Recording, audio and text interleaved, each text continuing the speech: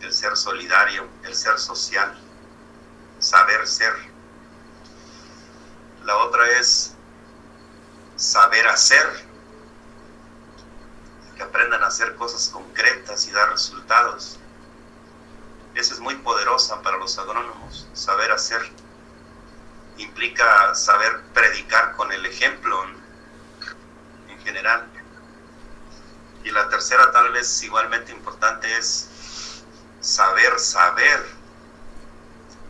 lo que se puede traducir como aprender a aprender.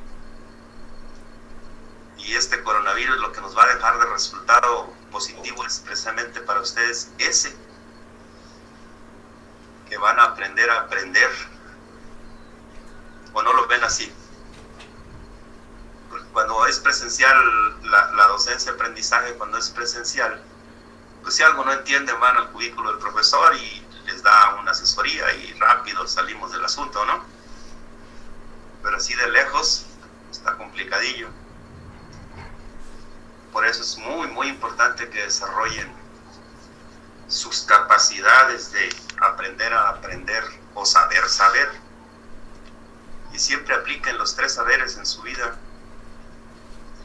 Se lo repito, saber ser, saber hacer y saber. Los 3 saberes de la vida. Bueno, ya se apuntaron más de la mitad. Les voy a compartir rápidamente algo que les envié a los jefes de grupo. Es un artículo muy bonito sobre edición genética con CRISPR-Cas9. ¿Sí lo recibieron? ¿Sí se lo reenviaría a Hugo y Miguel? Es un artículo de revisión, es muy, muy bonito, sobre edición genética. Y al final del artículo hay una tablita de los cultivos donde ya se hicieron variedades editadas genéticamente. Y ustedes pueden notar que son muy recientes, ¿no? 2018, 2019, y hay algunas en 2020 que tienen que ver con la acumulación de almidón en maíces. En fin, hay así como variedades nuevas. Sobre todo las está desarrollando en la iniciativa. Bueno, si se fijan, son universidades, ¿no? En general son universidades. Minnesota, Illinois, Iowa State University. Yo tuve la oportunidad de estar en Iowa State University por ahí en el 95 con motivo de la fundación. Bueno, era un congreso internacional de Craft Science. En ese congreso le dieron el Food Prize al Dr. Hallower. El Food Prize es equivalente al Nobel, pero en el ámbito de la alimentación se llama Food Prize. Y ese lo promovió la Universidad de Iowa. Y en ese tiempo yo estuve por allá.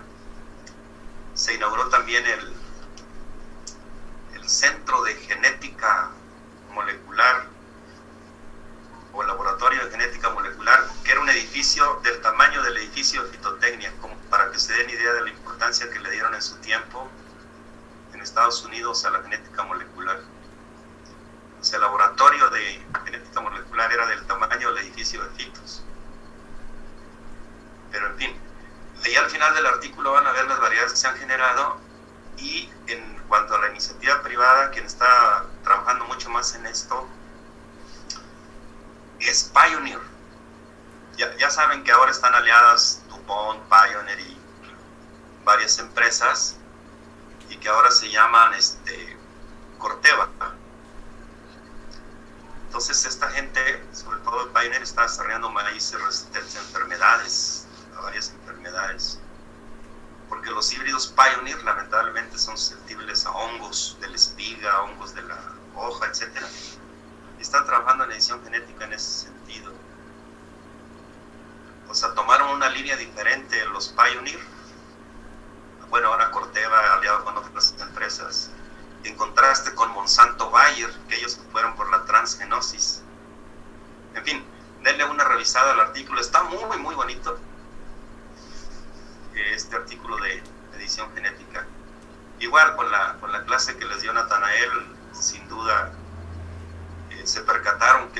fácil en una clase hacerles un resumen de algo que es científicamente complicado, tecnológicamente complicado, pero ese es precisamente el arte del docente, ¿no? Tomar la ciencia y ponerla en términos sencillos para que todo el mundo la entienda. Espero que se haya cumplido ese propósito. Natanael tiene muchas cualidades para docente. A mí no se me hubiera ocurrido, por ejemplo, presentarle lo de Chapulín Colorado y Superman. Es ingenioso, Natanael. Quiero decirles también que su hijita, que tiene 10 años, le gustan estos temas y estuvo en su clase, en la clase de ustedes.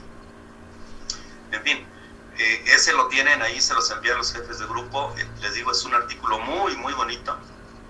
Ahí están todos los ámbitos en los que se puede aplicar la edición genética.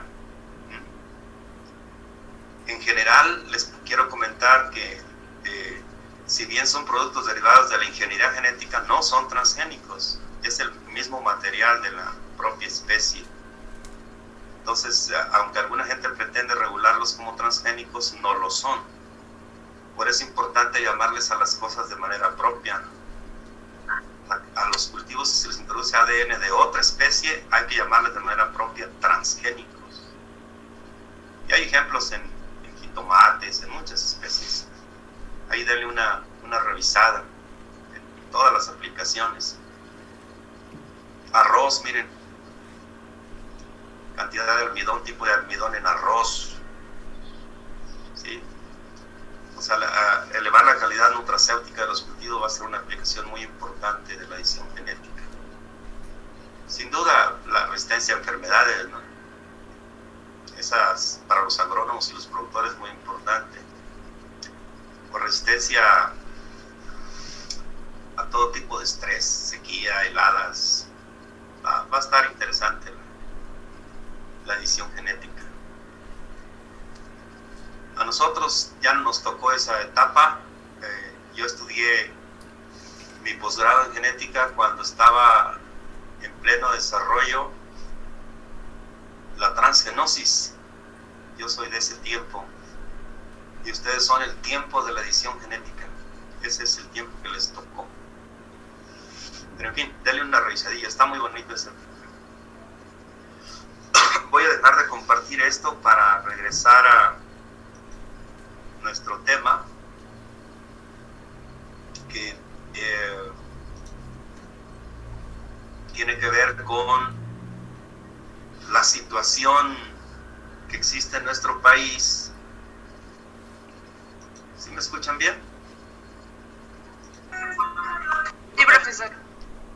Muy bien. La situación que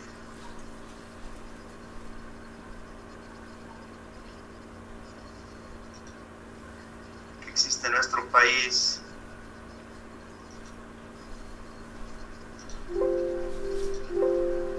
en relación con el algodón.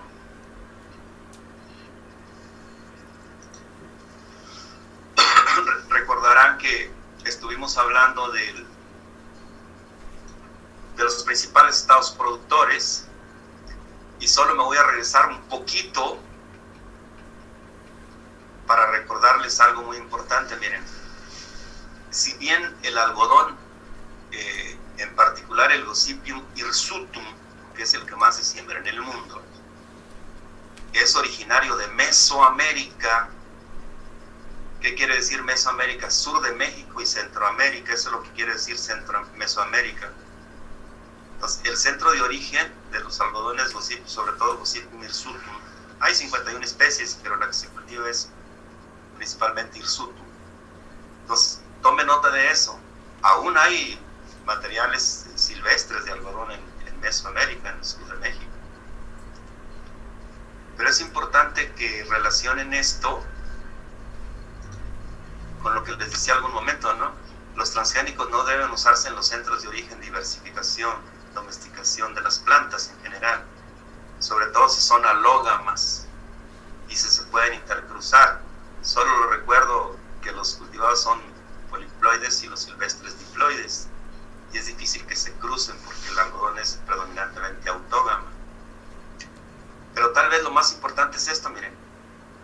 algodón se siembra en el norte, en el noroeste, principalmente Chihuahua y Baja California.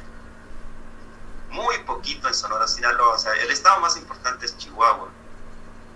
De todos. Tienen casi el 75% de la superficie. Según lo recordarán, por ahí debe estar el dato. Entonces, la zona de origen, que es Mesoamérica, es muy diferente a la zona donde se cultiva. Debe haber una diferencia de unos 2.000 kilómetros de distancia. Entonces el polen, evidentemente el escape de genes a través del polen no se puede. O sea,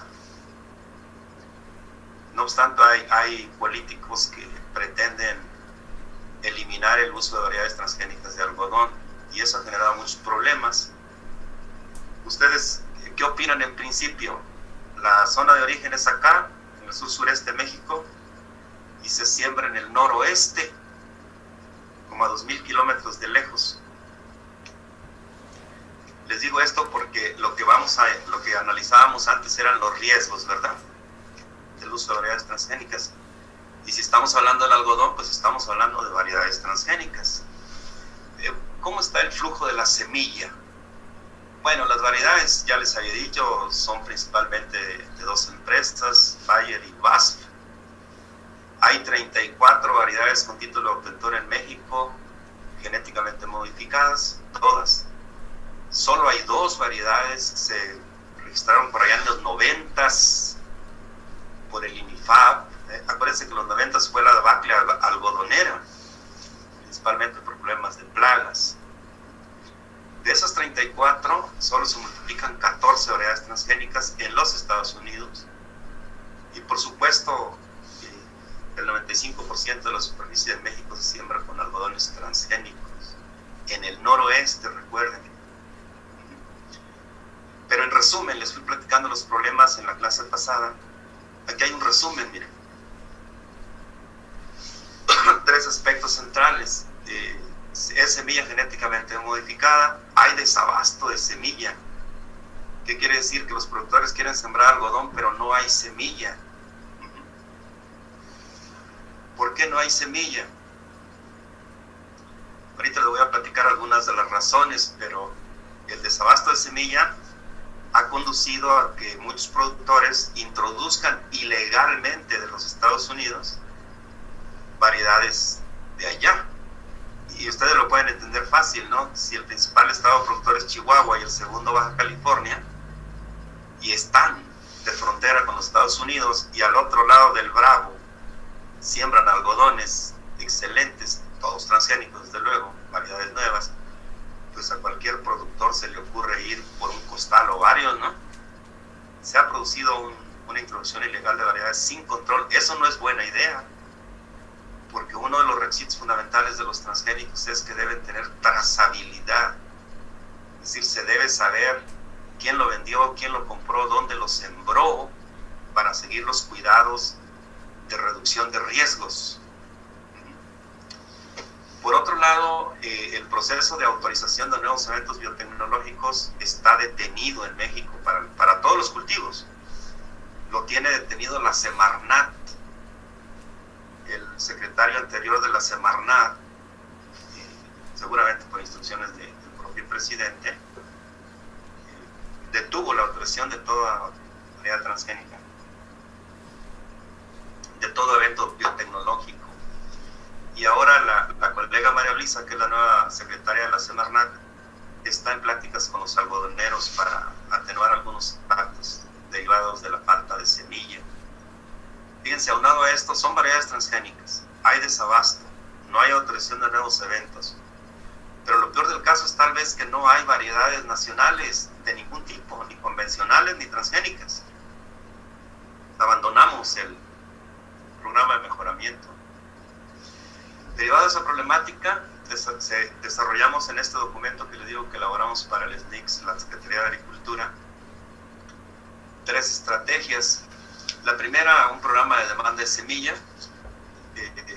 La segunda, promover desde los agricultores, de los interesados, que se reactive el proceso de autorización de nuevas variedades, de nuevos eventos GM. Y desde luego desarrollar un programa nacional de mejoramiento. Esa fue nuestra tarea. primera estrategia del programa de demanda de semilla, les comento rápidamente lo siguiente. Miren, estas son las acciones que están desarrolladas en el documento. Primero identificamos la demanda, luego vimos la situación de la oferta, y en general les puedo decir que la oferta es muy limitada, variedades muy poquitas. De ahí que es importantísimo agilizar la importación. Se tiene que hacer cada año la importación de semillas de los Estados Unidos.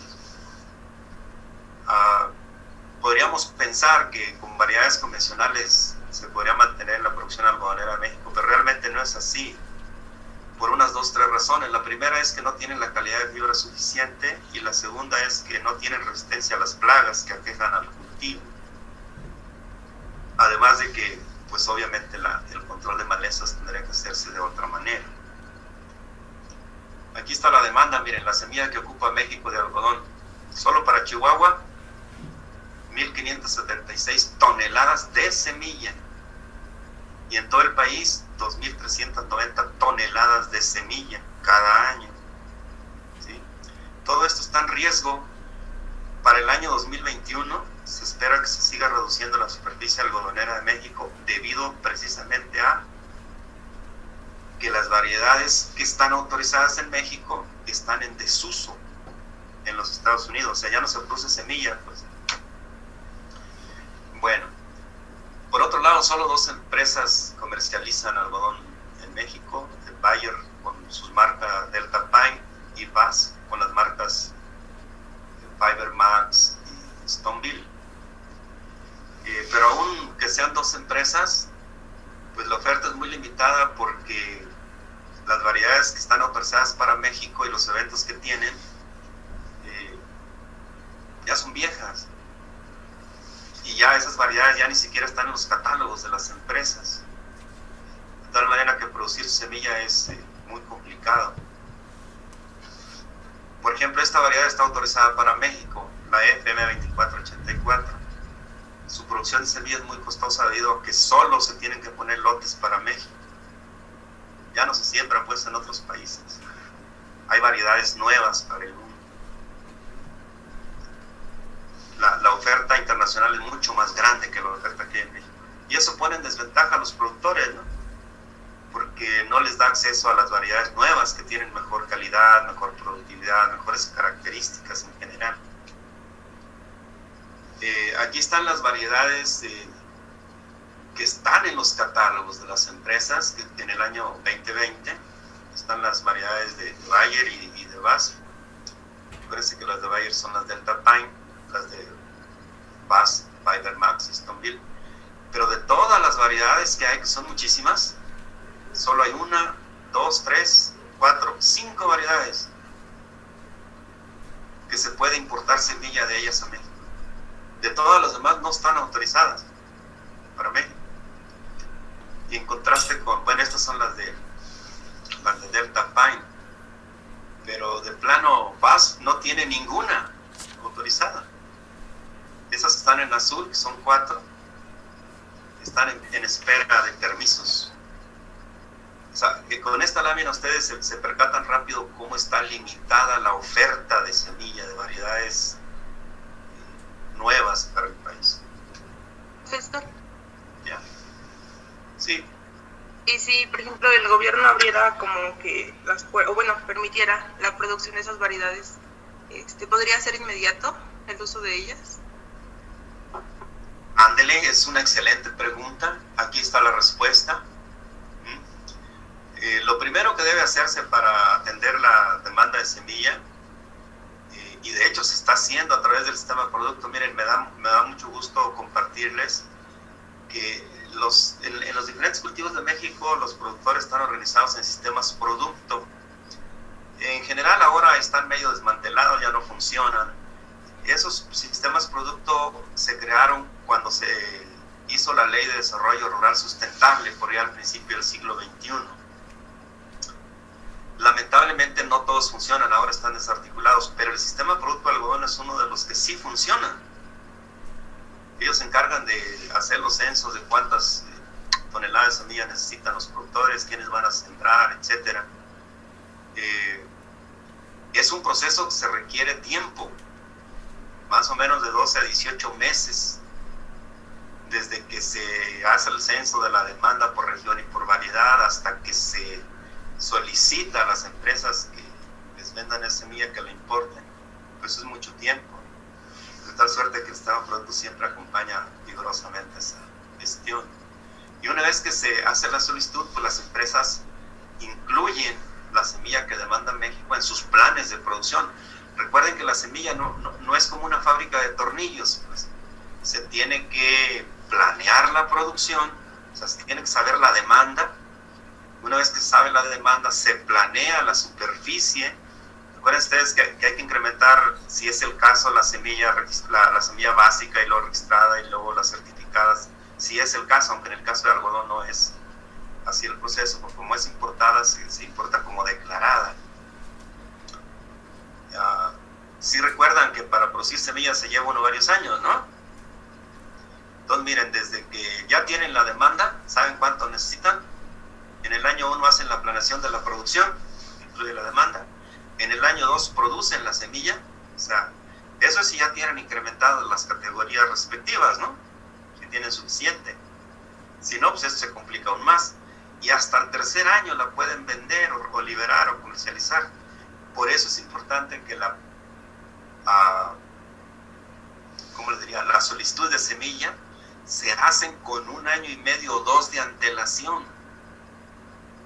para que las empresas puedan surtir la semilla. Debe hacerse una gestión oportuna, pues. Y cada año hay que hacer lo mismo, cada año. O sea, esto es algo rutinario que tiene que tomarse en cuenta. Recordarán cuando vimos la parte de producción de semillas, vimos de maíz, vimos de hortalizas, vimos de frijol, etcétera. Se ocupa tiempo para incrementar las categorías de la semilla.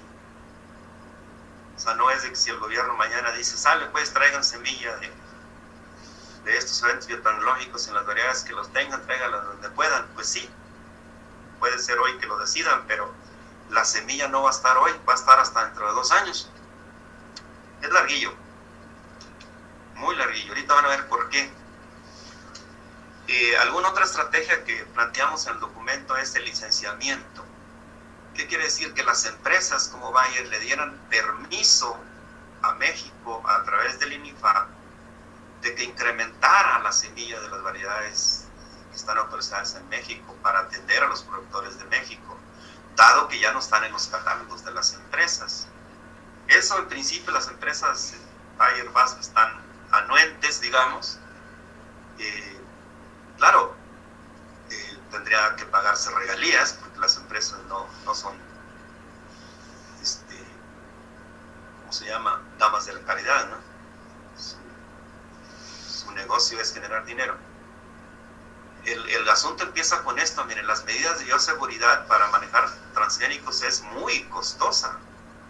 Mucho. La trazabilidad de los transgénicos cuesta mucho dinero a las empresas.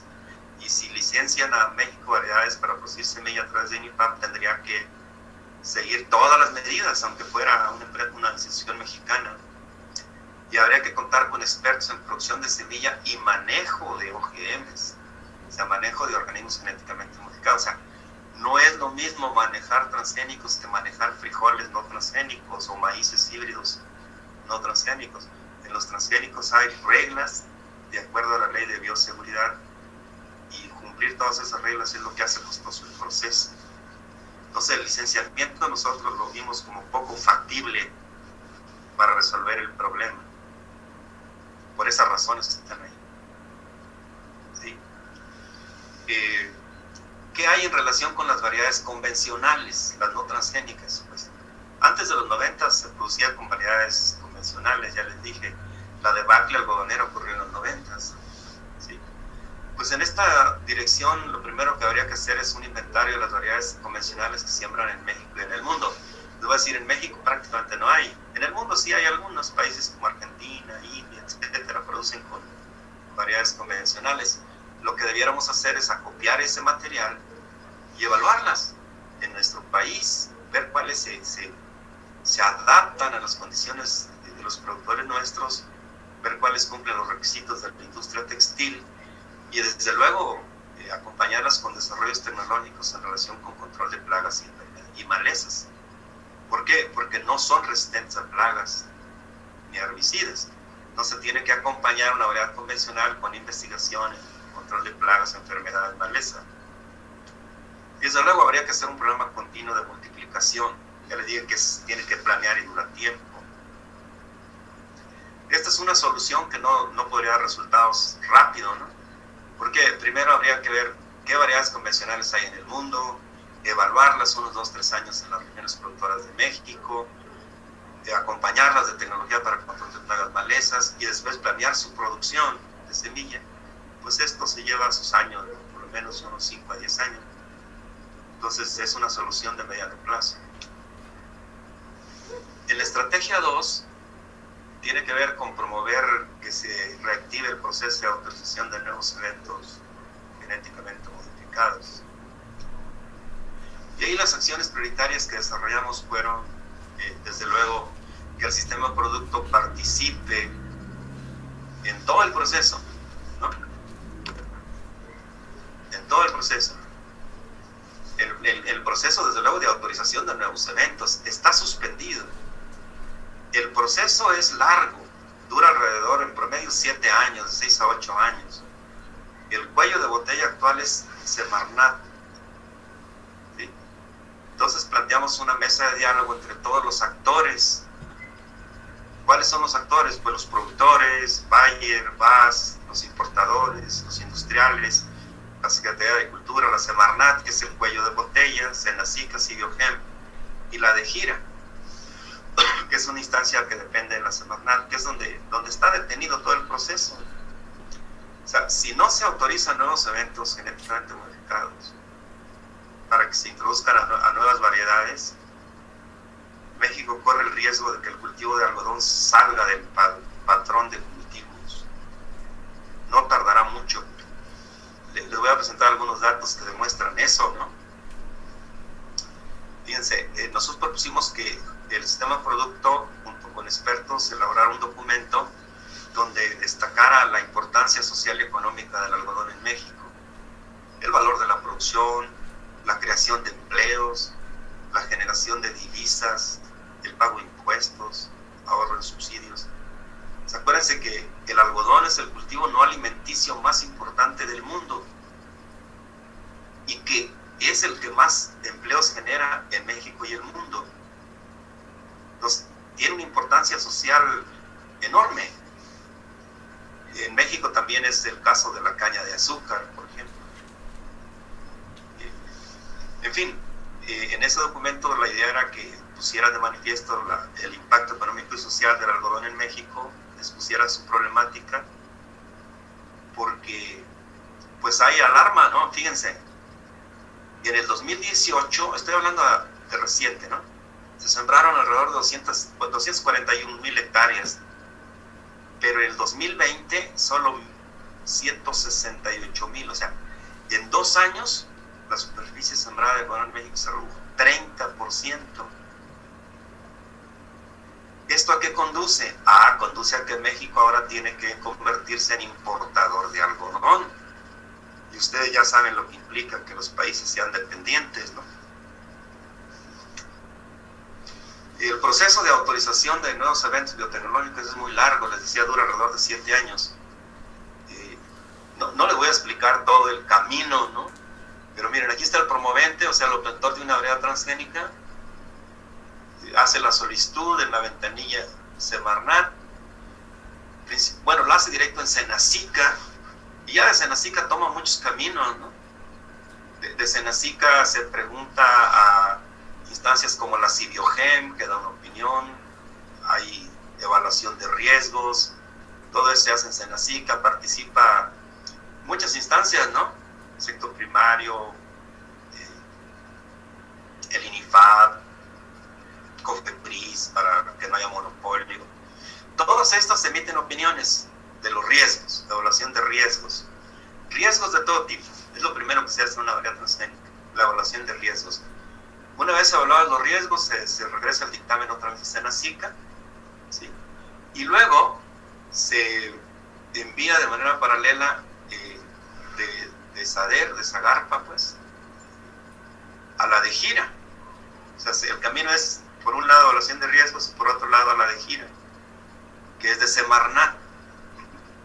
Y de ahí se hace un dictamen vinculante. Acuérdense que les decía que Semarnat emite un dictamen vinculante. La de gira tiene unidades administrativas donde participa la CONAVIO, etcétera. Emiten una opinión. Con base en la opinión, de gira emite un dictamen. Y eso es lo que está detenido, el dictamen de gira, que pertenece a Semarnat. Simplemente no lo analizan. Dicen, no es prioridad transgénicos en México hoy por hoy. Pero bueno, si es que lo emitieran, el camino tendría que seguir hasta que se notifica la resolución y ya después se implementa o se utiliza. Yo estoy seguro que solo con ver el esquema se marearon un poco, ¿no? Pero no es tan complicado, simplemente se solicita, hacen la cita, que depende de saber. De ahí se mete a un esquema de consejos, comités que evalúan los riesgos. Por otro lado se mete al dictamen vinculante de la de gira Semarnat. Y con las dos secretarías, al final se hace un dictamen. Ya pues ese dictamen puede ser positivo o puede ser negativo, ¿no? Sin duda. ¿Cuánto dura todo este asunto? Miren, se los voy a poner aquí. Ese esquema así complicadísimo, se los voy a poner aquí en rapidito. La ruta crítica para la liberación comercial de OGMs. Primero se integra la solicitud por quien obtuvo la variedad, en este caso las empresas Bayer-Vaso. En el año 1 se presenta la solicitud de liberación experimental. En el año 2, la resolución de la siembra experimental también se puede hacer también en el año 2. En el campo ya se siembra, liberación a campo, fase experimental. Luego se elabora un informe, qué pasó en la fase experimental, ¿sí? Ya con el informe se hace la solicitud de liberación en parcelas piloto, donde se compara la variedad genéticamente modificada con las variedades convencionales y se ponen de manifiesto sus ventajas. Si no tiene ventajas, no se aprueba, pues. Entonces se hace la resolución de la solicitud del piloto, se siembran las parcelas piloto en campo, luego se hace el informe de la prueba piloto, se presenta el informe, llevamos en el año 6, se solicita de manera simultánea la siembra ya comercial y luego se da la liberación, la resolución de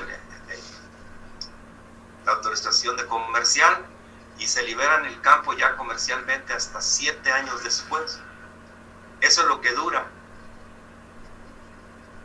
el proceso de autorización comercial de un nuevo evento biotecnológico. Claro, se autoriza el uso de la construcción genética, de los genes de fusión. A su vez, estos genes de fusión ya deben estar en las variedades. Las empresas ya los deben tener en variedades adaptadas a las condiciones donde se quiere sembrar. Largo camino, ¿no? Muy largo camino. Ahorita hay una controversia muy fuerte entre la Secretaría de Agricultura por un lado, que lo vamos a poner a este lado, el lado izquierdo, y la Secretaría y la Semarnat por el otro lado. La Semarnat tiene la posición de no transgénicos y la Secretaría de Agricultura tiene la presión de los productores de algodón que necesitan semilla para sembrar. Entonces ahí, pues, la idea en la mesa de diálogo es que se pongan de acuerdo, ¿no? Se pongan de acuerdo Agricultura, Semarnat, que participe desde la Presidencia de la República para que resuelvan el asunto. ¿So pena de qué? Se abandone el cultivo de algodón en México y tengamos que depender de la importación. Fíjense, si hasta ahorita ya llevamos menos 30% en 2 años, si esto sigue en 5 años ya no va a haber algodón en México. Así de complicado es el asunto. Pero bueno, la mesa de diálogo tendría como objetivo que se pongan de acuerdo todos los actores. La mejor manera de resolver conflictos es platicando todos y que no impere la opinión de unos sobre otros. En este caso, la opinión de Semarnat a través de gira es la que está imperando. Realmente viene desde la jurisdicción de nuestro país, pero por decirlo rápido, es la de gira. Y desde luego el actor principal debe ser el sistema producto, los productores. Aquí propusimos temas para la mesa de diálogo. Esto es importante, miren, promover la coexistencia de los diferentes tipos de agricultura. En la Semarnat tienen la tesis de que hay que migrar a una agricultura agroecológica, y no está mal, agricultura orgánica, etcétera, no está mal, pero lamentablemente la comida y los bienes y servicios que se derivan del campo se hacen en el esquema de agricultura comercial, que tiene que ver con productividad, competitividad. Entonces, ahí la idea es pues, que reconozcan que las dos cosas se ocupan. Desde luego que se pongan de manifiesto las repercusiones, que se cuiden los riesgos, que se tomen bien las medidas de bioseguridad, cuidar los riesgos, no vamos a decir que no hay riesgos. Yo ya les dije, hay perspectivas, pero también hay riesgos, siempre hay riesgos. La agricultura lamentablemente no es una actividad social de impacto ambiental cero ni de riesgo cero. Hay riesgos, ¿sí? Tomar en cuenta cosas como la distribución geográfica, es decir, la reticencia más grande es de que México es centro de origen, y eso es verdad, pero es Mesoamérica, o sea, es el sur-sureste, y el algodón se siembra en el norte, a 2.000 kilómetros de lejos. Por otro lado, yo les decía que los algodones silvestres y cultivados no tienen el mismo nivel de ploidía. Unos son tetraploides y otros son diploides, o sea, no se cruzan fácilmente. Acuérdense que un diploide por un triploide genera un diploide por un tetraploide genera un triploide que es estéril. Todas estas cosas indican que los riesgos son pequeños. En el caso de algodón no debiera haber tanta reticencia. No se ha demostrado con evidencia científica, por supuesto, de que los genes de los transgénicos de algodón de Chihuahua se hayan encontrado por allá en Chiapas. Dicen en los periódicos, pero evidencia científica realmente no hay en el caso de algodón. También habría que tomar en cuenta el impacto ambiental que produce el control químico de plagas, ¿no? Imagínense controlar lepidópteros con pesticidas, pues es contaminar también muchísimo. O sea, ahí es valorar los riesgos, los impactos ambientales. Tener en cuenta también que aunque el gobierno no lo autorice, los productores de la frontera simplemente van y compran semilla al otro lado, ¿no? Lamentablemente. Y por supuesto poner de manifiesto que si no se resuelve el problema, el cultivo de algodón en México puede desaparecer. Con lo que desaparece la industria algodonera, las destiladadoras, toda la gente que trabaja en la cadena de valor de algodón. En cuanto a la generación de nuevas variedades, las acciones tienen que ver con reactivar el programa de mejoramiento genético de algodón. Se abandonó en los 90s. Aquí les puedo decir, yo tuve la oportunidad de conocer al doctor Palomo Gil, que él era el líder nacional del programa de mejoramiento de algodón de INIFAP. Hasta los 90s se jubiló el doctor Palomo Gil y se acabó el programa. No hubo quien. México abandonó los programas de mejoramiento de muchos cultivos, no crean que solo de algodón, de muchos, muchísimos. O sea, fue un error. Y resulta que ahora que prohibieron los transgénicos, el gobierno dice, pues usemos variedades convencionales. Y la pregunta es, ¿y dónde están? Si el gobierno abandonó el mejoramiento en los 90s, no hay, las variedades mejoradas no se hacen por decreto, ¿no? Ustedes ya saben que para hacer una buena variedad se ocupan entre 10 a 20 años para que esté en el surco de los productores. Eso es lo que de repente los directivos de los países no toman en cuenta. Pero bueno, yo solo estoy diciendo, no estoy criticando, ¿vale? Por supuesto, en un programa de mejoramiento nacional había que tomar criterios de productividad y calidad para que sean competitivas las variedades. Recurrir al germoplasma nativo, por supuesto, aprovechando que somos centro de origen, el germoplasma del sur-sureste. Recurrir a las variedades convencionales que hay en el mundo. Y la pregunta es, tal vez no las OGMs, pero ¿por qué no meternos a la edición genética? Si el problema son los GMs, pues vamos a la edición genómica. Bueno, se planteó una estrategia de mejoramiento de mediano a largo plazo, que es la que les voy a platicar. También que esto un poco tiene la idea igual que la que les presenté de frijol, para que ustedes vean cómo se hace un programa de mejoramiento. Se analiza la problemática, se analiza la cadena de valor, se van ubicando cuáles son los problemas y las posibles soluciones. Miren, aquí están los objetivos del programa de mejoramiento. Variedades nacionales, convencionales o genéticamente modificadas. Acuérdense que la edición genómica también es una modificación genética, ¿no? Características agronómicas sobresalientes, con calidad, pero adaptadas a la región donde se produce el algodón en México. Acordes al sistema de producción dominante. Aquí están los criterios de selección agronómicos. Componentes de rendimiento como barra de capullos, capullos por planta, peso y tamaño de capullo, relación fibra-semilla.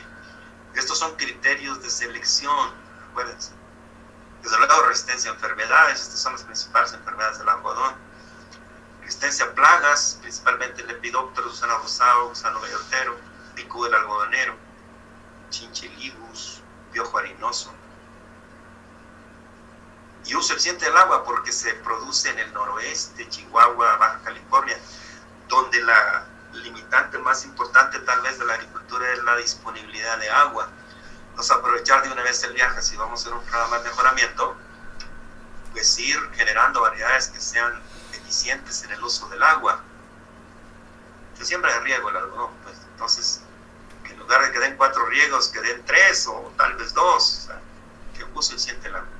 Y en calidad que cumplan con la demanda del mercado internacional. Longitud de fibra, aquí están los límites, son criterios de selección. Uniformidad de la longitud, resistencia de la fibra, el micronair o índice de madurez, el índice de fibra corta, color de la fibra, que en general debe ser blanco. Para esto se requiere tener un laboratorio que mida todo esto. Esto se hace en laboratorio. Entonces, desde luego contar con variabilidad genética suficiente, ir a los bancos del CNRG, la red de algodón del CINAREFI que también existe, jardines varietales, hacer colectas dirigidas. Hay alguna variedad por ahí que dejó un investigador de INIPAP hace unos 15 años. Retomarla es una buena variedad. Tuvimos la oportunidad de investigar bien los campos de INIPAP, y en el campo de Baja California hay una variedad que puede competir o por lo menos estar a la par de las que se usan transgénicas, aunque hay que controlar plagas y enfermedades de otra manera, ¿no? En fin, eso es la fuente de germoplasma, de donde sea, tráelo de donde esté. Lo planteamos como una sede central en el estado más importante. Fíjense que la sede del programa de México está en La Laguna, pero La Laguna no es la región más importante productora de algodón en México, y por hoy es Chihuahua. Entonces, pues planteamos que la sede central pudiera ser Chihuahua. Desde luego, para gestionar recursos, activar germoplasma, diseñar la estrategia general y tener sedes alternas estatales, una en cada estado. La sede central se tendría que encargar de seleccionar progenitores, formar poblaciones segregantes. Esto ya les apunta al método, ¿no? Selección preliminar de calidad de fibra, evaluación de resistencia a fitopatógenos, todo esto tenía que hacer en la sede central. Instalaciones adecuadas para conservación de germoplasma y equipamiento para multiplicación de semilla, que siempre es el cuello de botella de los programas de mejoramiento. Y eso se tendría que hacer en la sede central. Y desde luego en el mejoramiento convencional, pues hacer cruzas múltiples, la que les decía A por B, y luego hacer C por D, y a su vez cruzar el cruce simple A por B por el cruce simple C por D, hacer involucrar 4 progenitores para generar e incorporar más características. En principio hacer selección individual en poblaciones segregantes, y después hacer selección combinada. Básicamente si el cultivo tiene fecundación autógama, o sea, esa autógama pues sería combinada de autohermanos. Ya se los digo rápido, ustedes ya saben todos estos métodos. O sea, es un poco también la idea de que les presentemos estas cosas, de que con lo que ya sabemos, ustedes deben entender todas estas cosas. Selección combinada de autohermanos. Si lo quieren ver como alógama, como que tiene algún porcentaje de aprensión cruzada. Y si lo quieren ver como autógama, simplemente sería pedigrí, que es equivalente a la selección combinada de autohermanos, como ya lo vimos. En herramientas biotecnológicas se puede hacer a través de mejoramiento asistido por marcadores, que ya se los explicó Natanael, o bien transformación genética, en particular edición genética. Y yo me atrevería a preguntar, ¿ustedes se enojarían si el Simvestal Irapuato genera una variedad transgénica de algodón de nosotros para nuestros productores? Y no tengamos que comprársela a los estadounidenses, Bayer, Basso, etc. No, profesor. Yo creo que habría que estar nada más pendientes de mitigar los riesgos. Y en este caso uno de los riesgos más importantes, ¿se acuerdan que les decía yo? Era el monopolio, la dependencia tecnológica brutal que tiene México en todas estas tecnologías. Y nos va a pasar igual con la edición genética, porque lamentablemente la gente de Semarnat, o alguna parte de la gente de Semarnat, desde la Cibiogem, incluso desde el CONACYT, lamentablemente también desde el CONACYT, quieren regular la edición genética en el ámbito de la transformación genética. No, en otras palabras, en México le quieren aplicar las reglas de los transgénicos a las reglas de la edición genética. Y eso para mí es un total despropósito, porque así somos en México, ¿no? Cuando se empezaron a usar variedades mejoradas allá en los 70s, cuando empezó la Revolución Verde, los mexicanos decían, no, la Revolución Verde no, hay que seguir usando nativos, son más buenos. Después empezaron a usar variedades híbridas, no, hay que usar mejor variedades con mejoramiento poblacional, los híbridos, etcétera, ¿no? Después no a los transgénicos, y ahorita estamos diciendo no a las variedades con edición genética. O sea, nos hemos convertido en un país de noes, y yo más bien pienso que es por falta de capacidades o por convicciones ideológico-políticas. Pero la ciencia y la tecnología no deben ser tratadas de esa manera. Yo soy de la idea más simple: si resuelve un problema que no puede resolver de otro modo y tiene poco riesgo, córrelo, no hay de otra. Es pena quitarlas del mercado. Sí. ¿Y hay algún cultivo transgénico que sea pues nacional y sí sea producido en México a grandes escalas? Fíjense que no. Solo hay en la UNAM la doctora Xoconostle. Fíjense bien curioso, Xoconostle no tiene nada que ver con una anglosajona, ¿verdad? Ni teutona, tampoco rusa o algo así. Xoconostle. ¿De dónde creen que es la doctora Xoconostle? ¿De qué país será? Pues solo por el apellido ustedes se van a dar cuenta que es de Mesoamérica, ¿no? Es mexicana. La doctora Xoconostle tiene una variedad transgénica de maíz tolerante a sequía, ya autorizada.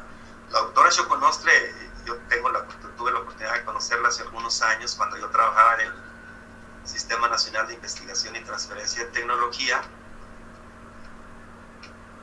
y nos platicaba sus peripecias cuando se metió a todo esto. Miren, aunque sea de la UNAM o del Polio, de Chapingo, lo que sea, tienen que seguir todo el camino. Ella logró que le autorizaran hasta la fase piloto y sembró sus maíces en Sinaloa. Y ahí se quedó. ¿Por qué? Porque ya les dije, está detenida de manera total la autorización comercial de nuevos eventos, aunque sean resistentes a sequía y aunque sean obtenidos por mexicanos. ¿Cómo ve, colega?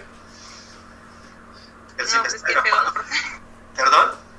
Así no hay forma de que pues México pueda comenzar a sembrar sus propias variedades. Exactamente. Yo siempre le digo ahí, de hecho, quien dirige Cibiogem es un colega, es un agrónomo, Alejandro Espinosa.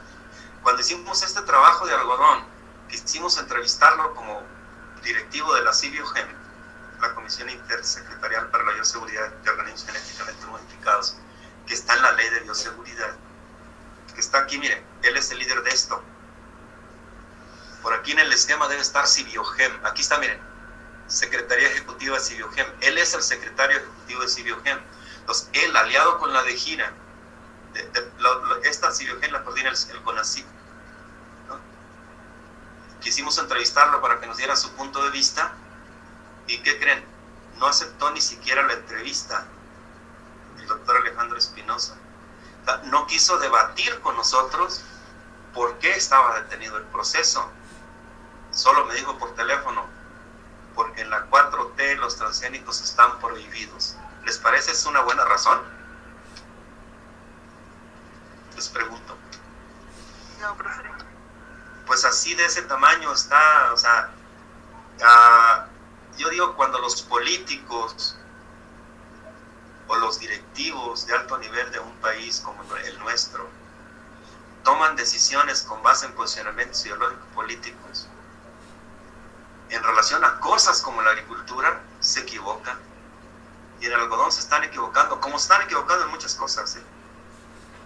Yo voté por Andrés Manuel, les digo, y la primera vez en mi vida que voté por él, y no me arrepiento, pero de repente tiene gente en sus equipos que dice uno, compadre, no me ayudes, compadre, ¿no?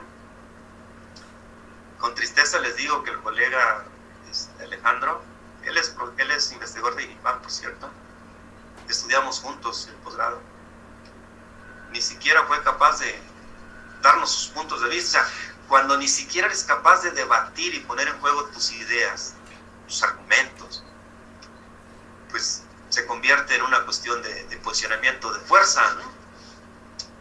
Pero en fin, así es nuestro país. Esa es la triste historia del mejoramiento del algodón y las variedades transgénicas en nuestro país. Ya no me acuerdo dónde iba el colega, ya me preguntó, ya se me olvidó. Profe. Ya. Y por ejemplo, ahora con el TEMEC, el punto de especies transgénicas también se ha limitado o se ha beneficiado o sigue igual. Variedades transgénicas. Sí. No es lo mismo especies que variedades transgénicas. Variedades transgénicas. No, sigue igual. O sea, deben seguir el camino de la autorización de acuerdo a las leyes de cada país. O sea, eso no va a cambiar. Y está bien que se tomen medidas de bioseguridad. O sea, eso, acuérdense, los transgénicos no son de riesgo cero. Yo solo les digo, si tienes un problema que no puedes resolver de otra manera y tienes una posible solución en un transgénico, si el riesgo es pequeño, córrelo, pero si el riesgo es grande, tal vez no es necesario correrlo. O sea, no es lo mismo hablar de algodón transgénico sembrado en el sureste que algodón transgénico en el noroeste. Obviamente, si a mí me preguntan, ¿autorizaría variedades transgénicas en el sur-sureste? Por supuesto que no, porque es centro de origen, diversificación. Y aunque el nivel de ploidía sea diferente, no hay que correr el riesgo del flujo de genes, ¿no? Pero si me preguntan, ¿lo autorizaría en Baja California? Por supuesto que sí. Allá ni algodones silvestres hay, para empezar, ¿no? Alguien me va a decir, ¿pero quién le garantiza o quién garantiza de que no van a traer semillas desde allá, desde Baja California hasta Chiapas? Nadie lo puede garantizar. Eso es la verdad. O sea, siempre va a existir riesgo, pues, pero hay que tratar de reducir los riesgos. Bueno, recursos necesarios. Ahí nosotros lo que planteamos que el presupuesto fuera multianual en el programa de mejoramiento, un equipo interdisciplinario. Miren, el mejoramiento moderno ya no lo hace un pelado, una sola persona. Debe haber mejoradores, citopatólogos, malherbólogos. ¿Saben qué es un malherbólogo? ¿Quién me dice qué significa malherbólogo o malherbología? Especialista en malezas, ¿no? Exactamente. Malherbólogo. un analista en calidad de fibra, biotecnólogos, expertos en edición genética, mejoramiento asistido, sin duda, tecnólogos de semillas, para que luego no andemos batallando con el incremento, que es lo que le pasa al INPAC, y por supuesto agrónomos, ¿no? Bueno, yo le puse fitotecnistas porque hay muchos agrónomos que no son agrónomos. Por ejemplo, ¿ustedes creen que un celero es agrónomo? ¿Que un economista es agrónomo? No, profe. ¿Creen que un parasitólogo es agrónomo? Ya que estoy cerquita, ¿no? Pues no, no son agrónomos. Ellos son especialistas de un campo específico de la agronomía. Decía el doctor Carrillo Liz, mi ilustre maestro de estadística en mis años mozos, por ahí en 78, imagínense. Él era fitotecnista también y pues hizo su maestría y doctorado en estadística en Iowa State University. Y él decía, como buen fitotecnista, que los fitotecnistas éramos agrónomos especialistas en agronomía. Es decir, que éramos tan fregones que éramos agrónomos al cuadrado, que si quedaba duda, ¿no? Entonces aquí le pusimos de plano un agrónomo. El mejoramiento debe tener agrónomo, no hay vuelta de hoja, ¿no? Bueno, planteamos también algo interesante, un consejo de expertos, gente que está en las instituciones, las universidades, los institutos, etcétera, para que le den asesoría a ese equipo y para que formen especialistas. No hay mejoradores en México, colegas. Y de algodón menos. Entonces se ocupa formarlos. ¿Y quiénes van a ser? Pues van a ser ustedes, ¿no? Nosotros ya estamos de salida. También propusimos fundar un patronato del algodón con dinero del gobierno federal, de los propios productores, de los estados. Y desde luego planteamos que el liderazgo lo debía llevar el patronato, lo debía llevar el sistema producto como articulador de todo el sistema y cotitular de los derechos de obtentor. Es el sistema producto. Todo eso está en el documento. Entonces, hacia manera de conclusión, los aspectos relevantes que tiene el trabajo es el análisis de la cadena de valor que está en riesgo por desabasto de semilla, la necesidad de autorizar nuevos eventos biotecnológicos, destrabar el proceso de autorización, pues, y desde luego la necesidad urgente de rescatar, instituir, recobrar un programa de mejoramiento genético de México para hacer variedades de México para los agricultores de México, del tipo que sea, ¿no? Convencionales, genéticamente modificadas, transgénicas, editadas, lo que sea, pero tiene que haber un programa mexicano, pues. So pena de seguir comparando, que es lo que nos daña, pues. Bueno, no sé si tengan alguna pregunta hasta aquí. Creo que eso es toda la ponencia de algodón. Profesor. Sí, dígame. Y en cuanto a uso eficiente del agua, mejoramiento para uso eficiente del agua de algodón, Sí. ¿qué características son las que serían para selección del individuo? Primero, ¿cómo se absorbe el agua? Ahí tienen que meterse a la anatomía, la morfología y la fisiología de las plantas. ¿Quién absorbe el agua? La raíz. Entonces, ¿qué deben tener las variedades resistentes o tolerantes a estrés hídrico? Sistemas radiculares bien desarrollados, poderosos, eficientes. ¿Cómo se pierde el agua? Por transpiración, ¿no? A través de los estomas. ¿Cierto? Sí, Pero los estomas tienen que estar abiertos para el intercambio de CO2, si no, no hay fotosíntesis. Entonces, el uso eficiente del agua tiene que ver con el cierre y apertura de los estomas en tiempos de temperaturas críticas altas, donde la evapotranspiración también es muy alta. Y tiene que ver también con la eficiencia y el desarrollo del sistema radicular. Y sí hay variedades. Acabo de leer una variedad nueva de maíz, enana, o chaparra, pues, que tiene una eficiencia en uso de agua 20% superior a las normales, porque tiene desarrollado un sistema poderosísimo de raíces. Pitala se llama, si quieren léanlo por ahí en la red. Lo estaba leyendo ayer. Son variedades chaparras, de maíz de paja corta, de sistemas radiculares muy desarrollados, tallos fuertes, resistentes a la came, donde se pueden sembrar hasta 150,000 plantas por hectárea. Yo les he platicado de maíces de temporal donde yo siembro 80,000 plantas por hectárea. Bueno, con esta variedad de paja corta, resistente a came, etcétera, es un híbrido. Se pueden sembrar hasta 150,000 en hileras de 70 centímetros de ancho. O sea, sí se puede, colega. ¿Va? Entonces, miren, les voy a platicar rápido ya para terminar nuestro curso.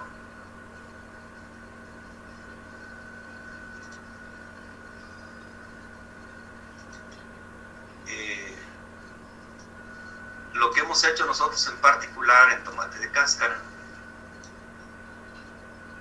Ustedes recordarán que en todas las clases les he ido platicando de varios artículos científicos que hemos publicado en relación con tomate de cáscara.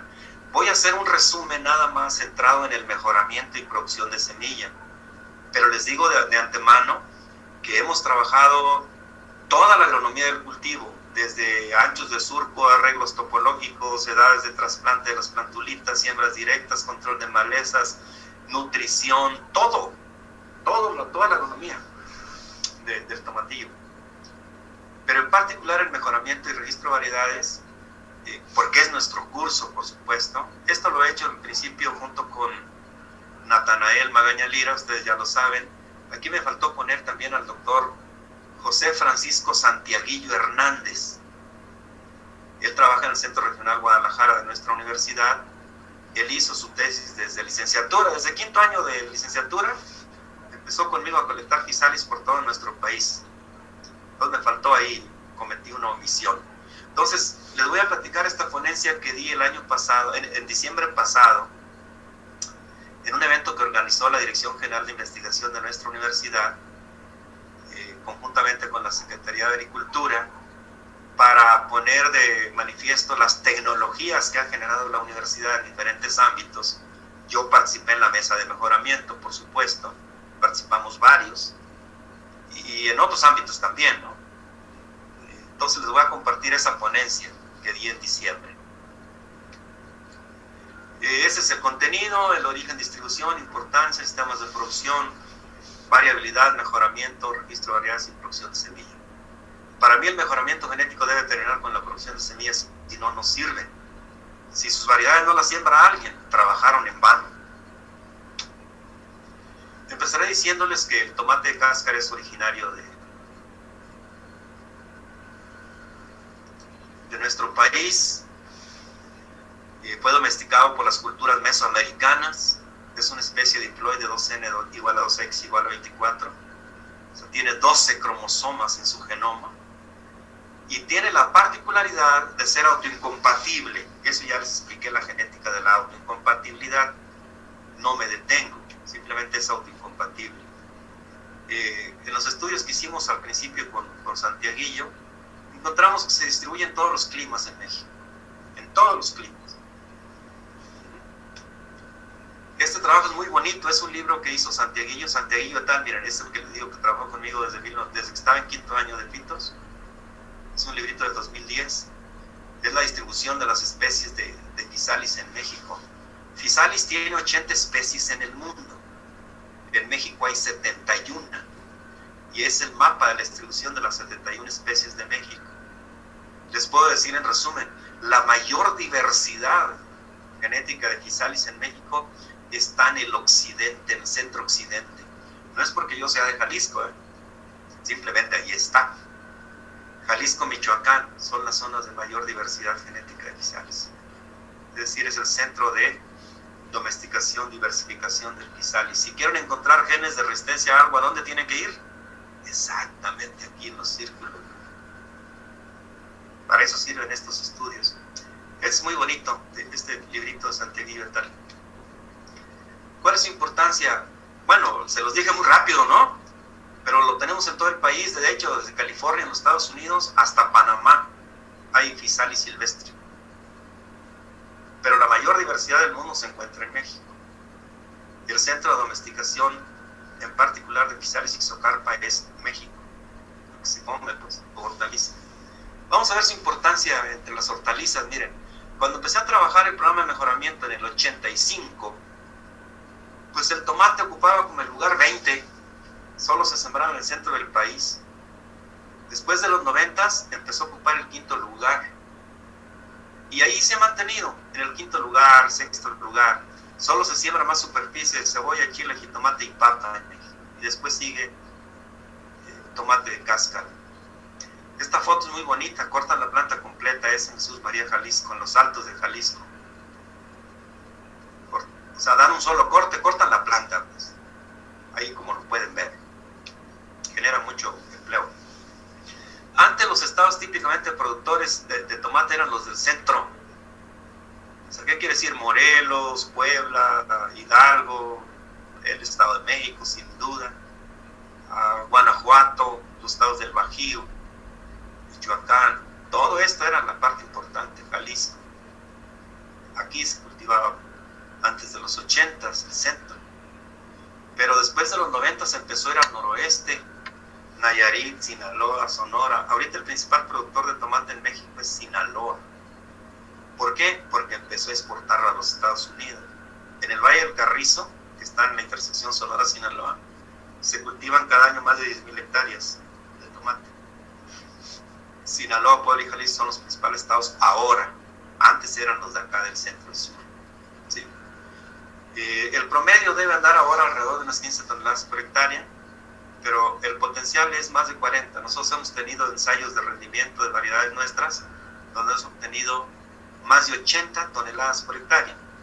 Claro, con fertirriego, con fertilización con CO2, con espaldera, con acolchado, todo eso. Es lo que se siembra, pero hay especies silvestres en toda la vertiente, principalmente el Pacífico. Desde Estados Unidos hasta por allá, Perú, hay silvestres.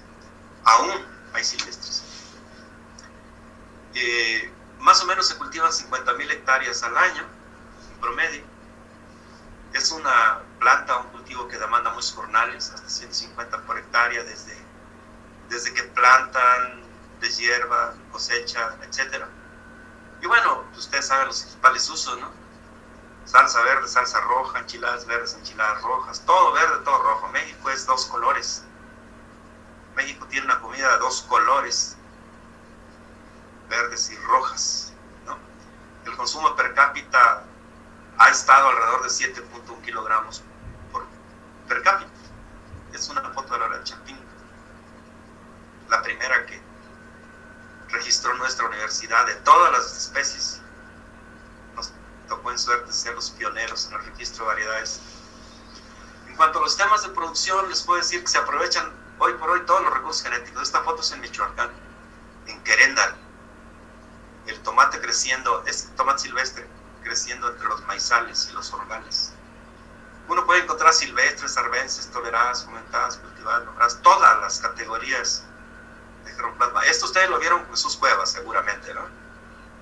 Las categorías del material genético, de los recursos genéticos. En el tomate de cáscara existen todas, afortunadamente. Pero en el proceso de producción se usan principalmente variedades nativas y algunas mejoradas que están usando ahora. Les decía que hemos hecho investigación en toda la agronomía, en todos los aspectos. Y bueno, el tomate hoy por hoy, antes era diferente, pero hoy por hoy se cultiva principalmente en riego. En los 80s, cuando empecé, esto era al revés, principalmente se cultivaba en temporal. Antes, principalmente se hacía siembra directa, ahora principalmente se hace trasplante. Y luego, el uso de espaldera, también es más reciente. Fíjense, 77.7 toneladas por hectárea con espaldera hemos obtenido. Hemos obtenido, de hecho, con acolchado y demás, hasta 80. La cosecha es bien interesante, miren. Puede ser la cosecha en varios cortes, como en Sinaloa, como esta foto, donde se paga destajo por cubetas, ¿no? Miren este cristiano, ¿cuántos cubetas trae? 1, 2, 3, 4, 5 cubetas. y a 5 pesos la cubeta. Cuando tomé esta foto hace como 10 años, eso les pagaba por cubetas, ¿no? Y había personas que cortaban 100 cubetas en un jornal. Esto es en el Carrizo, Sinaloa, o esto es en los Altos de Jalisco. Miren, cortan la planta completa, esto es temporal, hacen montones de tomates, de plantas de tomates, y le ponen un costal y ahí lo dejan. El tomate larga vida en aquel puede aguantar hasta 6 meses ahí y no le pasa nada, solo se seca la cáscara. Bien interesante, son tomates morados. O si no, pues cuando se cosecha se arranca toda la planta y van cosechando en los jugos. Esta es la evolución de los sistemas de producción del 85 a la fecha, más o menos en un cuarto de siglo, desde la tracción animal, casi un cuarto de siglo, hasta acolchados, espalderas, o bien microtúneles a veces con agribón para evitar problemas de enfermedades. En los invernaderos, hemos hecho investigación también en invernadero. Este es Juan José Ponce Valerio, un sinaloense que estudió maestría de doctorado por un servidor, pero no es factible el invernadero por la polinización, no se poliniza bien. Fíjense, este señor, don Eusebio Chevito, a lo mejor lo conocieron, acaba de fallecer ahora hace un par de meses, lamentablemente de un infarto. Él era trabajador de fitos que se jubiló y era experto, él era experto en muchas cosas. Fíjense, estos son los, tal vez la mejor tecnología hoy por hoy para producir tomate de cáscara está en Quecholac, Puebla, no está en Sinaloa. No se vayan con la finta, colegas. A veces pensamos que lo mejor siempre está en el noroeste, pero no es así. En el caso del tomate, la mejor tecnología hoy por hoy está en Quecholac, Puebla. Acolchado, fertirriego, espaldera con malla, ¿no? Malla. No al viejo estilo, con hilos o alambres. Más o menos los costos de producción, 100,000 pesos por hectárea. Esta foto es del 2013, son del 2013. Excelentes tomateras. Variedad Tecozautla. Bueno, en variabilidad genética, solo les quiero recordar que la variabilidad, recuérdenlo, es el origen primario del mejoramiento. Sí. ¿Alguien me iba a preguntar? ¿Y hacerlo así con ese manejo, así es redituable a pesar del costo? Con este manejo ustedes pueden obtener más de 80 toneladas por hectárea. ¿Sí? De hecho, si quieren leer un artículo, anótenlo. Soldevilla Canales es un peruano que vino a estudiar la maestría con un servidor, egresado de La Molina. ¿Se acuerdan que les he platicado de La Molina, donde está el Centro Internacional de la Papa, en el Perú? Bueno, Soldevilla Canales, él trabajó conmigo. Hicimos hace muchos años, hace unos 20 años tal vez, los experimentos de acolchados, fertirriego, fertigación con CO2 complementario, y obtuvimos más de 87 toneladas. ¿De qué depende si es rentable o no? De hecho, en el estudio de Soldevilla comparamos piso espaldera, comparamos acolchado sin acolchado, etcétera, y encontramos que es más rentable en piso. Es más productivo en el sistema espaldera acolchado, todo esto, pero la rentabilidad es mayor en piso. ¿Por qué? Porque es caro el sistema acolchado, fertirriego, espaldera. Depende del precio. Aquí ya básicamente depende del precio. Se producen muchas toneladas, pero si no hay precio, como es muy caro, no es rentable. O es menos rentable que espaldera. Pues. ¿Sí quedó? Al final de cuentas, en la producción comercial de los cultivos, no todo se trata de productividad. Ustedes siempre deben de ver también la rentabilidad. ¿Vale? Si quiere abundar en ese tema, lean Soldevilla Canales. Y es muy inestable, ¿no? El precio. Sí, la verdad, sí. Mucho. Porque yo he visto que en Sinaloa hay veces que lo tienen que tirar o dárselo al ganado. No, pues a veces lo rastrean. A veces le meten fierro 32, le dicen los sinaloenses. ¿Saben qué es eso? Una rastra de 32 discos. Porque no hay precio, porque sale más caro cortarlo que venderlo. Bueno, el recurso recursos genéticos, les decía, afortunadamente en México tenemos todos los recursos genéticos que queramos, silvestres, etcétera, arbences, tolerados, fomentados, cultivados y mejorados. Nosotros desde el 85 empezamos a colectar germoplasma con Santiaguillo, también con Domingo Montalvo. Miren, este es Domingo Montalvo cuando estaba joven y no estaba panzón. ¿Conocen a Domingo Montalvo? Les daba clases y no les ha dado. Total que desde el 85 a la fecha hemos colectado 1.300 accesiones en la red de tomate del Cinarepi, que ya les he compartido, comentado. Este es Santiaguillo, miren, cuando era estudiante. Este es en Michoacán. Así crece silvestre, el tomatillo es silvestre. Este también es silvestre. Este es en Morelos, el que le dicen tomatillo, tomate chiquito, tomate de milpa, milper. Este es en Jalisco, en el sur de Jalisco, allá por la Huerta, Jalisco, mi tierra. En fin, existe la diversidad genética todavía en el campo mexicano y también la tenemos en los bancos de germoplasma con 1.300 accesiones. Hemos agrupado toda la diversidad de los cultivados, me estoy refiriendo a Physalis ixocarpa nada más. Acuérdense que México tiene 71 especies. La que comemos como tomate verde o tomate de cáscara o tomatillo es Physalis ixocarpa. No lo olviden. Solo les voy a hablar de una. Hay milperos, arandas, tamazula. Estos arandas, tamazula pueden durar hasta 6 meses de vida en aquel. Manzanos son amarillos, principalmente son de Morelos y del Estado de México, sobre todo el Valle de Toluca, los manzanos. Los que se exportan son de tipo Salamanca, Puebla. ¿Sí? Todo esto aún existe, todavía está en el país. Hemos agrupado la diversidad genética en 8 razas. Igual, si quieren encontrar información sobre las razas de tomate en México, lean el artículo de Ayala y Peña. Este debe ser por ahí del 98, Ayala y Peña. En el mejoramiento genético, acuérdense que lo primero que debemos investigar en una especie es su biología reproductiva. Le estoy dando todo esto en atención a que tienen que hacer un proyecto. Entonces, recuerden, definir región, definir problemática, analizar la cadena de valor, ubicar bien los problemas, las perspectivas. Y dado eso, biología floral. Entonces, el tomate hermafrodita. Pero aquí observan el estigma, ¿verdad? El pistilo, miren cómo sobresale de las anteras. Eso en principio les debe indicar alogamia. Aquí el estigma ya está receptivo y las anteras todavía están verdes.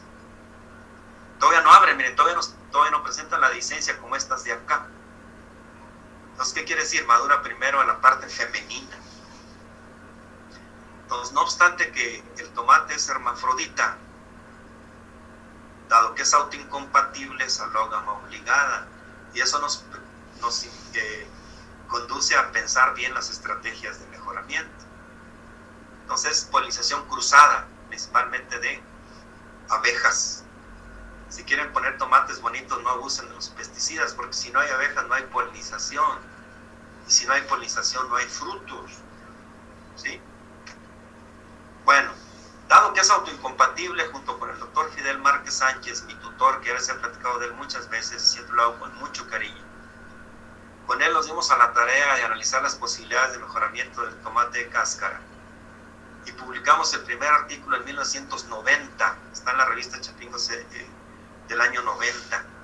Hicimos junto con el doctor Márquez, describimos los métodos apropiados para el mejoramiento poblacional del tomate, masal y familiar de medios hermanos, así como combinada de medios hermanos. ¿Por qué? Porque implican la alogamia obligada. Y en el mejoramiento por hibridación, planteamos la posibilidad de hacerlo solo a través de doble haploides, que ya les platiqué de qué se tratan los doble haploides, porque el mejoramiento por hibridación convencional no se puede. Y ya últimamente, a partir del año 2010 para adelante, empezamos a trabajar en hibridación interclonal, que les platicaré enseguida. Entonces, ese fue el artículo pionero, el primero que publiqué de tomate de cáscara, junto con el doctor Márquez. Entonces, de ahí para adelante hemos hecho muchas cosas, además de colectar germoplasma desde el año 85. Hemos estimado componentes de varianza en la variedad Chapingo, la variedad Manzano, Puebla, Gema. desde varios años. El último fue la variedad Gemma, le estimamos sus componentes de varianza. El artículo salió publicado en el año 2020, o sea, el año pasado. ¿Sí? El autor es un servidor y Natanael y otros coleguitas de Pitos. Excelentes coleguitas, por cierto. Nelson está estudiando su doctorado ahora en Wageningen, en Holanda. Fitotecnista, brillantísimo. Con ellos publicamos el último artículo, pero hemos hecho componente de varianza por lo menos en estas 4 variedades. Hemos encontrado que la principal varianza es la aditiva. Hemos estimado la heredabilidad y también la respuesta a la selección, más o menos 25% en 6 ciclos. Así hicimos la variedad Chapín. También hemos estudiado la heterosis, varios artículos, muchos tenemos. Heterosis e intravarietal, ya les presenté algunos. Desde el 98 publicamos el primero y en el 2008 el último de este tema. Definimos que el mejor patrón heterótico es usar variedades de la raza rendidora con variedades de la raza Puebla. Y desde luego también hicimos heterosis interclonal. Esa es la tesis de doctorado Santiaguillo. 40% de heterosis, miren, esa fue en 2003. Y finalmente hicimos un estudio muy bonito de endogamia y heterosis interfamiliar. Es la tesis de doctorado de Natanael, que se presentó en 2019. Fíjense cómo rápido, aquí hay años, desde el 98 hasta el 19, ¿cuántos años hay? Más de 20, ¿no? Y yo se los platiqué como en 20 segundos. Bueno, ahí todos esos artículos están. También hemos incursionado en el mejoramiento participativo in situ, sobre todo a través de los programas que nos apoyaba el SINAREFI. Con Natanael hicimos un programa muy bonito en Jalisco, en los Altos de Jalisco, la zona de mayor diversidad de gisalis en el mundo.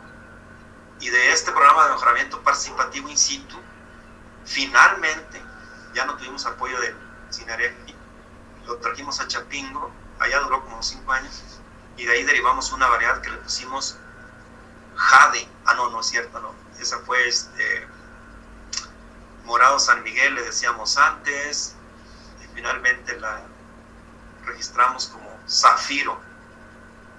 Esa nació de participativo. Bueno, voy al tema ese, ¿no? De variedades registradas. Y aquí, por cierto, pongo SNIC, SINAREFI, la red de tomate y nuestra universidad. Hicimos la guía para la descripción de variedades, ya se los había dicho tal vez. El manual, hicimos la guía para la UPO. En el 2007 la hicimos la guía. Y en el 2011 publicamos básicamente lo hicimos Natanael y yo, pero todos esos colegas, los integrantes de la red de tomate de cáscara, hicimos el manual la guía y el manual gráfico para escribir y registrar variedades de tomate. Es un libro muy bonito. Ese manual ilustrado está con puras fotos. O sea, no está con rollos, con textos, son puras fotos. O sea, cuando decimos peciolo caído, ahí está la foto, miren. O peciolo erecto, pedúnculo de los frutones. En fin, con base en eso, el mejoramiento que empezamos en el 85, registramos la primera variedad la registramos realmente en el 97.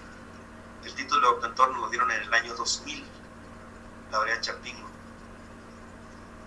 Luego registramos otras, Milpero Tetela, Aranda, Cerro Gordo, Salamanca. Estas las registramos como variedades libres, nativas, o sea, variedades de la gente. Son variedades criollas, pues, que no les metimos ningún programa de mejoramiento, simplemente las colectamos, las describimos y las registramos para protección, pero son variedades libres. Y luego después registramos ya ahora sí variedades protegidas: Tecozautla 04, Tamazula, Manzano Tepetlixpa, Puebla SM3, Diamante Gabriela. Esas nos dieron el título de obtentor en el 2000.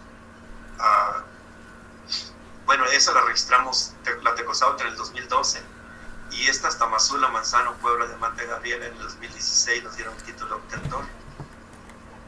Y finalmente las últimas son Zafiro, es la que les digo que vino del participativo in situ. Morado, quiere decir SM, quiere decir Morado San Miguel, que es el pueblito donde hacíamos el trabajo. El título de obtentor de todas estas nos lo dieron en el año 2019.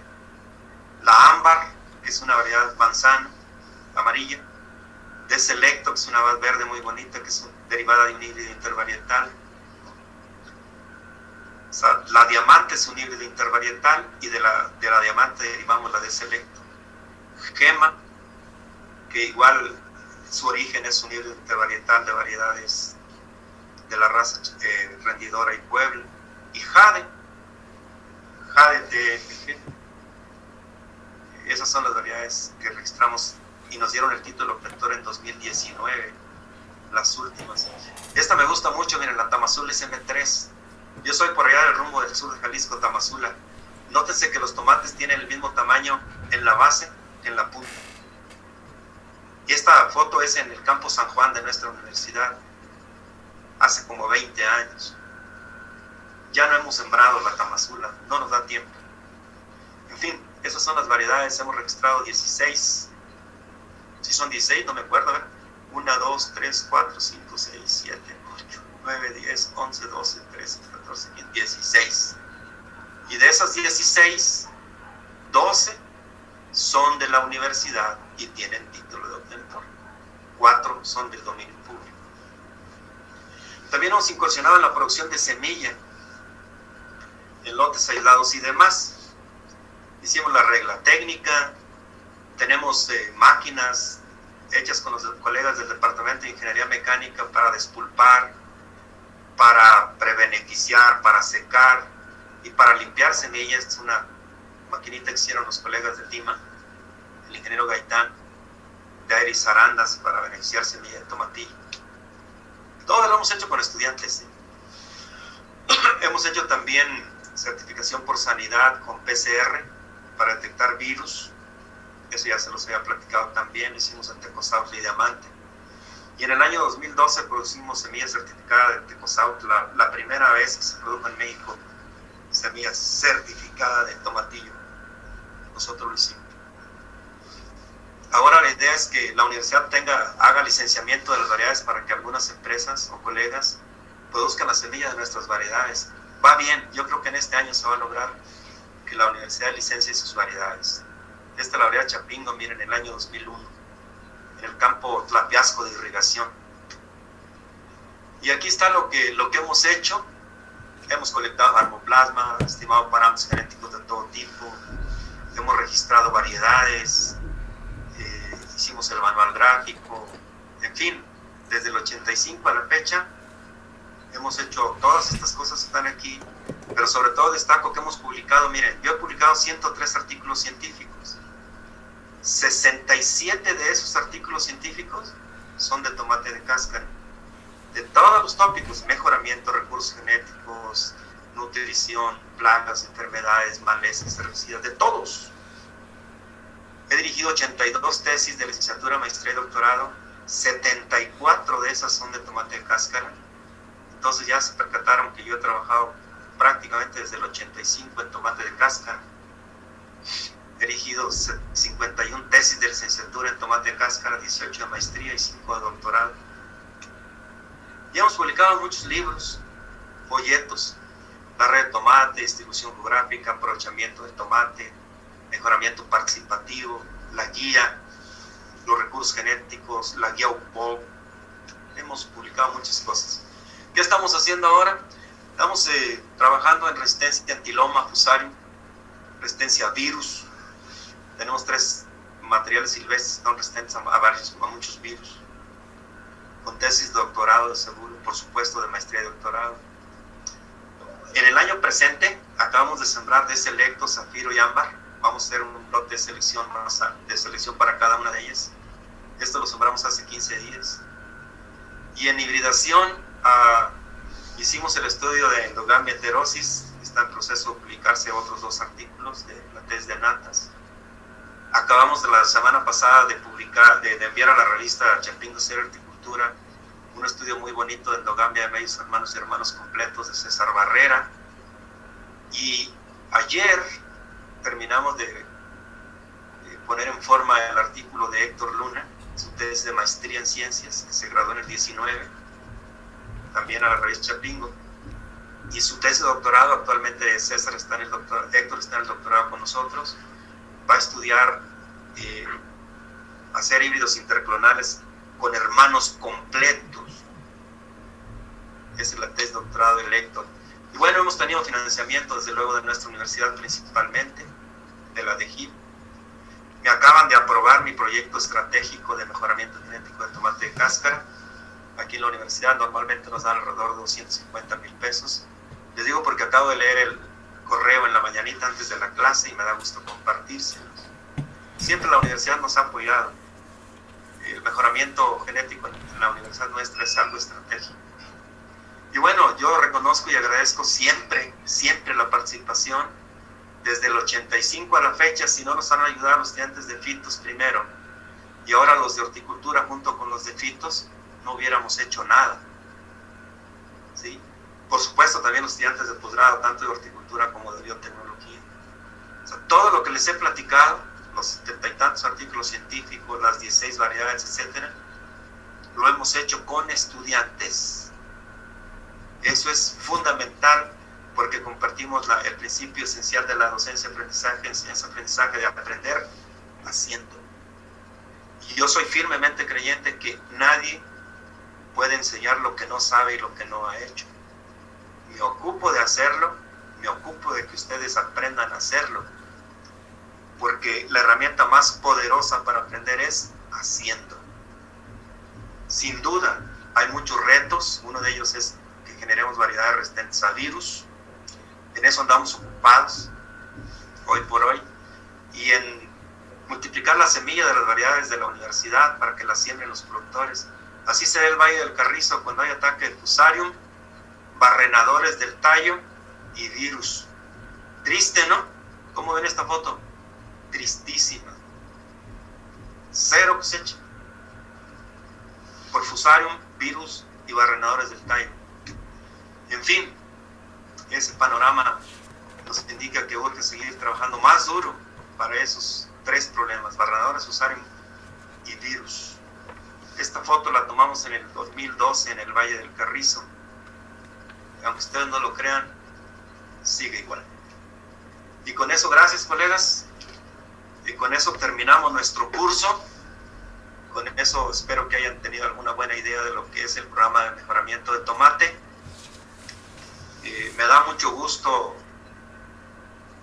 haber tenido la oportunidad de darles clase. Les decía que terminamos al 100% y más nuestro programa de curso. Lo pueden checar, se los di en la primera clase. Me da mucho gusto que hayamos tenido la oportunidad incluso de llegar hasta lo más actual, que es la edición genética. Y por supuesto que no pierdan de vista que el mejoramiento genético no se debe excluir nada. Que en el mejoramiento genético hay que usar todas las herramientas, todas las tecnologías. Hay que hacer uso de la ciencia, de la técnica, sin distingos.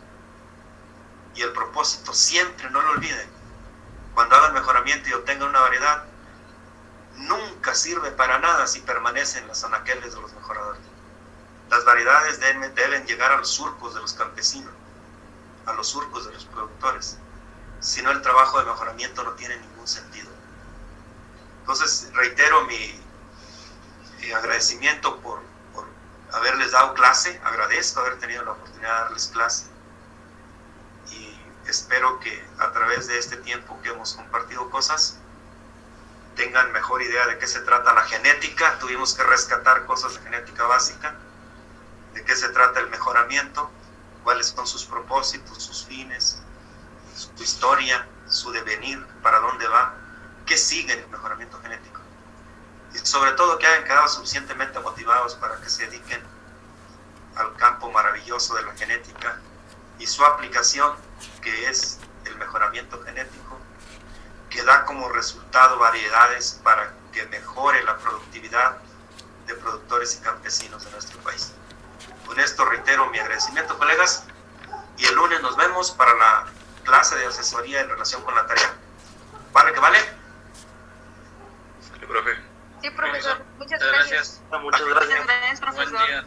Hasta luego. Gracias, profesor. Nos vemos el lunes. Bueno, será el lunes con Natanael para la asesoría, pero avancen en la tarea, ¿sale? Sí, profesor. Hasta luego. Que esté bien. Vale, hasta luego. Bueno, nos vemos.